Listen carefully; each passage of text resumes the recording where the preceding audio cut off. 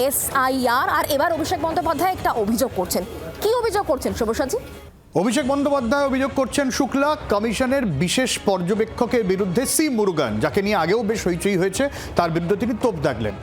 হোয়াটসঅ্যাপের screenshot share করে বিস্ফোরক দাবি তুলেছেন। তার দাবি, নির্বাচন কমিশন সুপ্রিম কোর্টের নির্দেশ মানছে না, কঠোর আইনি ব্যবস্থার হুঁশিয়ারিও দিয়েছেন অভিষেক বন্দ্যোপাধ্যায় এই গোটা বিষয়টা নিয়ে, যেখানে অভিষেকের তরফে দাবি করা হয়েছে যে নির্বাচন কমিশনের ক্ষেত্রে সুপ্রিম কোর্টের বেশ কিছু নির্দেশ ছিল এসআইআর নিয়ে, সেই সমস্ত এসআইআরের নির্দেশ, সুপ্রিম কোর্টের নির্দেশ নির্বাচন কমিশন মানছে না এবং গোটা বিষয়টা নিয়ে নির্বাচন কমিশনের বিরুদ্ধে অব্যবস্থার অভিযোগ তুললেন অভিষেক বন্দ্যোপাধ্যায়। আমরা এই নিয়ে আরও আপডেট নেব, প্রবীর থাকবে আমাদের সঙ্গে, আমরা প্রবীরের সঙ্গে যোগাযোগ করার চেষ্টা করছি এবং এই গোটা বিষয়টা নিয়ে আবারও আইনি ব্যবস্থা নেওয়ার হুঁশিয়ারি দিয়েছেন অভিষেক বন্দ্যোপাধ্যায় এই সি মুরুগানকে নিয়ে।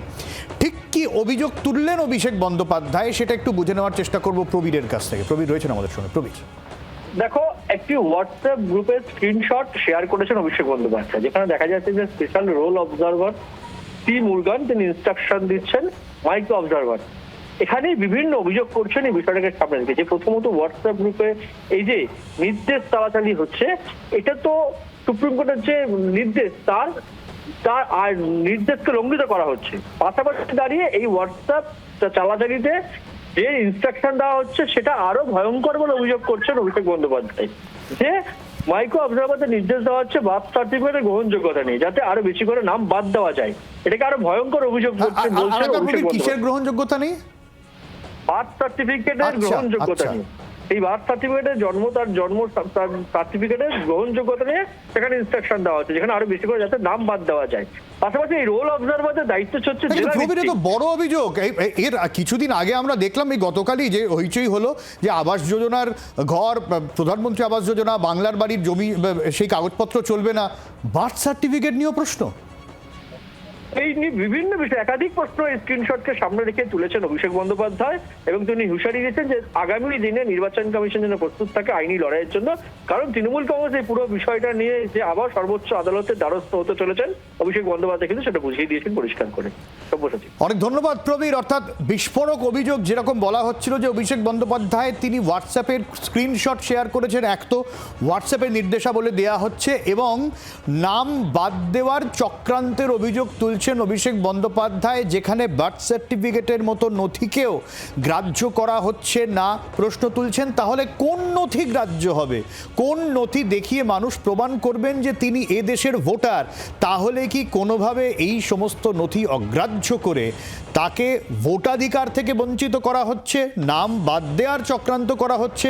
এমনই অভিযোগ সামনে আনছেন অভিষেক বন্দ্যোপাধ্যায় এবং গোটা বিষয়টা নিয়ে নতুন করে আইনি লড়াইয়ের হুঁশিয়ারি দিচ্ছেন। ফলে আইনি জটিলতার বিষয়ে সামনে আসছে আবারও নতুন করে।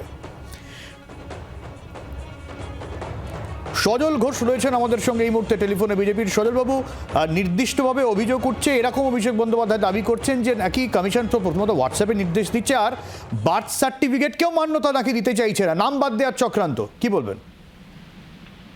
আমার বক্তব্য হচ্ছে, নিশ্চয়ই সেই বার্থ সার্টিফিকেটকে মান্যতা দেবে না যে বার্থ সার্টিফিকেটটা বাচ্চাটা জন্মানোর দুদিন আগে লেখা হয়ে গেছে, তাকে নিশ্চয়ই দেবে না।